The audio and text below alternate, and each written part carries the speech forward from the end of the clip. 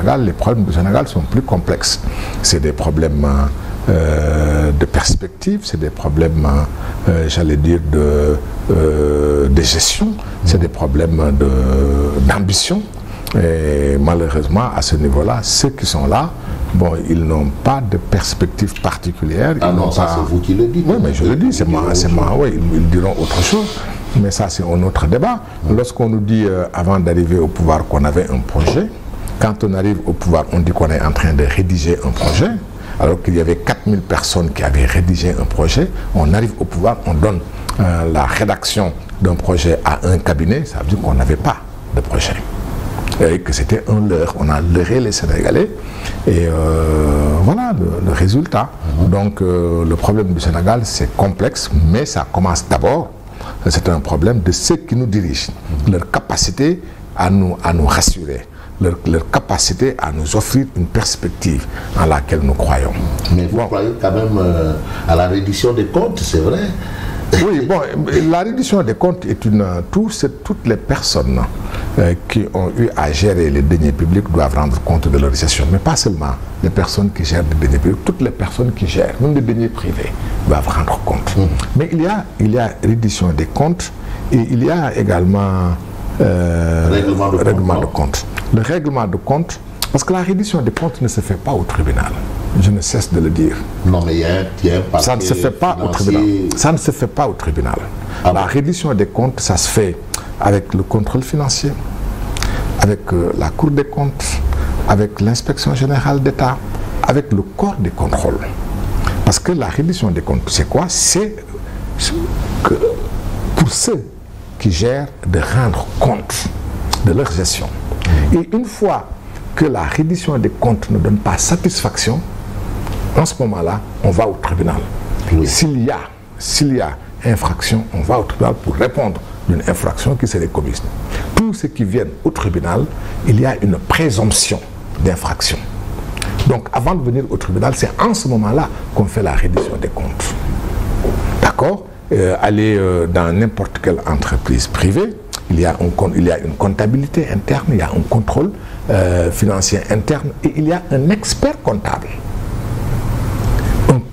un commissaire aux comptes qui, chaque fois qu'il y a assemblée générale, vient faire le point de la situation des comptes, en disant oui, les comptes ont été bien gérés ou n'ont pas été bien gérés. Et lorsque le commissaire aux comptes dit non, les comptes n'ont pas été bien gérés, il n'y a pas de quitus. Et en ce moment-là, ceux qui gèrent rendront compte et s'expliqueront. Et que lorsque les explications convainquent, c'est parfait. Si ça ne convainc pas, devant le tribunal. Mais bon nombre d'hommes d'affaires réputés quand même se retrouvent derrière les barreaux pour des questions de malversation. Mais ça, c'est malversation, c'est pas reddition des comptes. Ah. C'est une malversation découverte à la suite d'une reddition des comptes. Donc on ne prend pas quelqu'un, on lui dit on va au tribunal pour que tu rendes compte. Je donne un exemple. Et je vais citer un cas. Je peux en citer d'autres. Je prends le cas de Farba Ngom. Partout on dit oui, il a volé l'argent du pays. Il a volé parce qu'il est à la tête d'une fortune colossale, surtout une fortune foncière. Mais Farba Ngom, on ne l'a jamais interrogé. Ah bon? Jamais. Jusqu'au moment où je vous parle, Farba Ngom n'a jamais été interrogé par personne. Ni par la police, ah bon? Ni par le juge, ni par la CENTIF. La CENTIF est partie d'un fait banal. Il y a de l'argent qui quitte le trésor pour aller dans les comptes de Tahirou Sarr. La CENTIF ne sait pas à quoi c'est dû, pour quelle raison ça a été fait. Elle interroge le trésor ne répond pas. Par le seul fait que le trésor ne répond pas et par le seul fait qu'ils ont constaté de forts mouvements, donc de leur ignorance, ils disent tiens, il y a un problème, il faut demander. Ils ont demandé à l'État, l'État ne répond pas. Ils n'ont qu'à demander à Tahirou Sarr et à Farba Ngom. Pourquoi? Et ils ne l'ont pas fait. Ils ne l'ont pas fait. Et jusqu'au moment où je vous parle, ils ne l'ont pas fait. Et on parle de reddition des comptes. Donc, on les amène au tribunal pour leur demander de faire une reddition de comptes au tribunal. Alors que la reddition des comptes, c'est avant C'est avant. Et si les réponses qu'ils donnent ne donnent pas satisfaction, ils vont au tribunal. Mais il n'y a pas de réponse parce qu'il n'y a pas de question. Aucune question. Vous y voyez autre chose que... Évidemment. Vous y voyez quoi? Évidemment. Et règlement de compte. Je peux aller plus loin. Oui. Prenons le cas de Mansour Faye. Alors pour des choses qui ne le regardent pas directement, il achète du riz, le kilo de riz à 275 francs. Là où, sur le marché, le riz est vendu à 300 francs. Écoutez bien, le riz sur le marché est vendu à 300 francs. En utilisant beaucoup d'autres leviers, il achète, ou il fait acheter à 275. Il fait gagner quoi? 300 moins 275, 25 francs. Sur chaque kilo, il a fait gagner à l'État 25 francs. La Cour de compte dit, ah non, mais il y a un problème. Parce que le prix auquel tu as acheté ne correspond pas au prix fixé 7 ans avant. Donc il y a surfacturation. Et jusqu'au moment où je vous parle, Mansour Faye n'a jamais été entendu. Lui aussi? Oui. Et les personnes dont on dit qu'elles ont fait cette surfacturation vous disent, mais non, moi c'est le prix, c'est moins du prix. D'accord? Et quand il y a surfacturation, il faut en profiter. Ni l'État, ni personne n'en a profité. Donc, en réalité, ce que je peux comprendre, et je le dis, je n'ai pas peur de le dire, ils ont un problème avec l'ancien pouvoir, ils ont un problème avec le beau-frère, ils n'ont pas pu avoir le beau-frère, ils prennent l'autre. C'est juste ça. Oui, et je peux citer d'autres cas. Je peux citer le cas d'Ismaïla Madior Fall. Qu'est-ce qui se passe? Quelqu'un vient, il dit, je lui ai donné 50 millions. À quel titre? Parfois il dit à titre de don, il dit parfois à titre de prêt, qu'importe, même que ça soit à titre de volonté de corruption. La personne dit, j'ai donné, on l'interroge lui, Ismaïla Madior Fall, il dit, ah non, moi, on est venu, je n'ai même pas touché, j'ai dit non, je ne prends pas. Et ça c'est établi. C'est établi. Quelqu'un est venu lui donner, il dit je ne prends pas. Quelle que soit la façon dont il s'est exprimé, il n'y a jamais touché. Alors pourquoi on le poursuit? Une volonté, parce qu'à un moment donné, il dérangeait, à tort ou à raison, on l'a traité de tailleur, et ce tailleur-là, il dérange. Aujourd'hui, il y a une volonté de revanche et de le mettre là-dedans.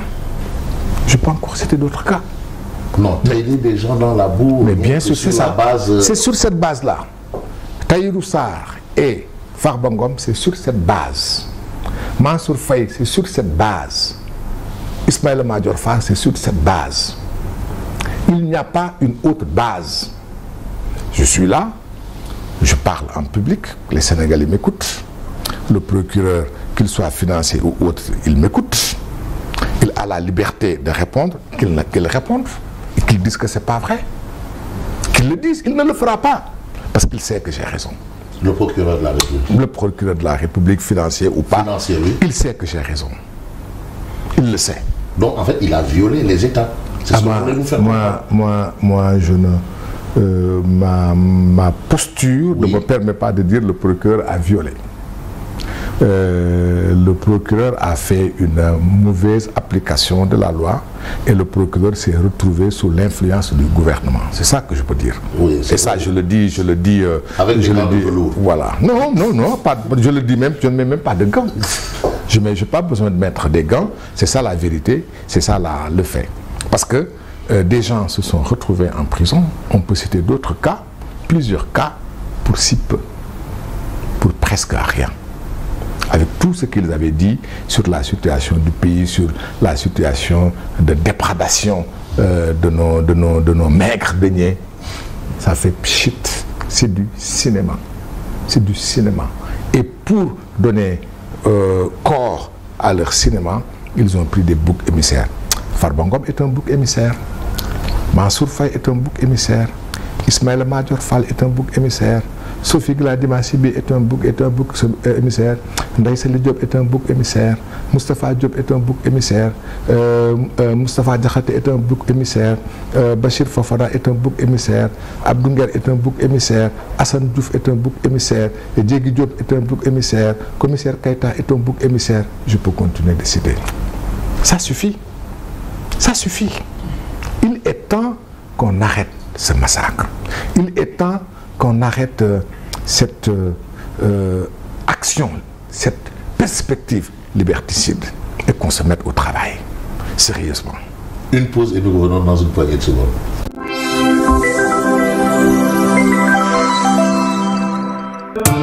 Mes journées sont très mouvementées, alors il me faut un partenaire avec beaucoup d'assurance. Mon choix, c'est Intimax. Intimax, une serviette fine au voile micro-perforée et ultra absorbante. Intimax